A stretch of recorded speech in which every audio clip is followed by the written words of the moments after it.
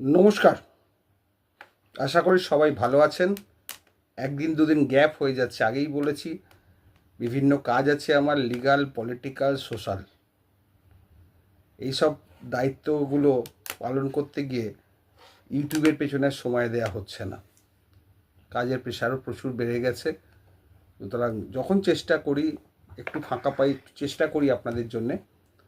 এবারে যে ভিডিওটা বানাচ্ছি সেটা একজন কোশ্চেন করেছেন, তার উপরে নাম সোনাম শর্মা।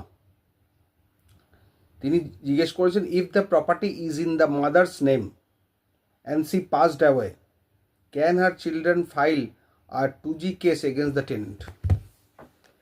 দেখুন, ল্যান্ডলর্ড যিনি ছিলেন মারা গেছে, তার ছেলেরা আছে। টেনেন্ট এগেনস্টে 2G মামলা করা যাবে কিনা জানতে চেয়েছেন। এখানে তো কোনো বার নেই।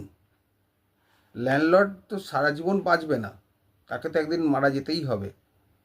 তারা যারা ইয়ার্স, তারা 2G মামলা করতেই পারে যদি তার ক্রাইটেরিয়া ঠিকঠাক হয়।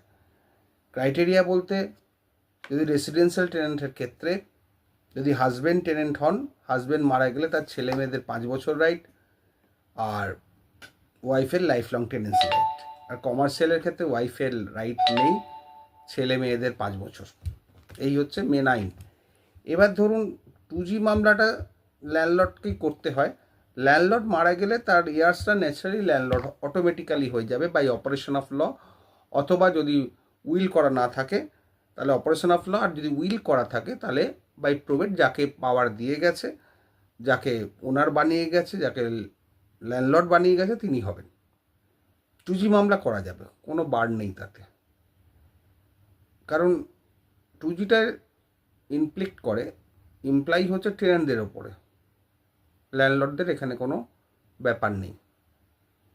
ল্যান্ডলর্ড জীবিত থাকাকালীনও পাওয়ার ব্যাটনে দিয়ে অন্য কাউকে দিয়ে করাতে পারে মামলা, আর মরে যাওয়ার পর যদি উইল থাকে প্রোবেট হবে, প্রোবেট বলে যে পাবে মালিক হবে সে করতে পারবে, অথবা যদি উইল বা সাকসেশন কিছু না থাকে তাহলে হিন্দু সাকসেশন অ্যাক্ট অনুযায়ী বা ইন্ডিয়ান সাকসেশন অ্যাক্ট অনুযায়ী তার ইয়ার্স অটোমেটিক হয়ে যাবে। আশা করি বোঝাতে পারলাম। ভালো থাকবেন।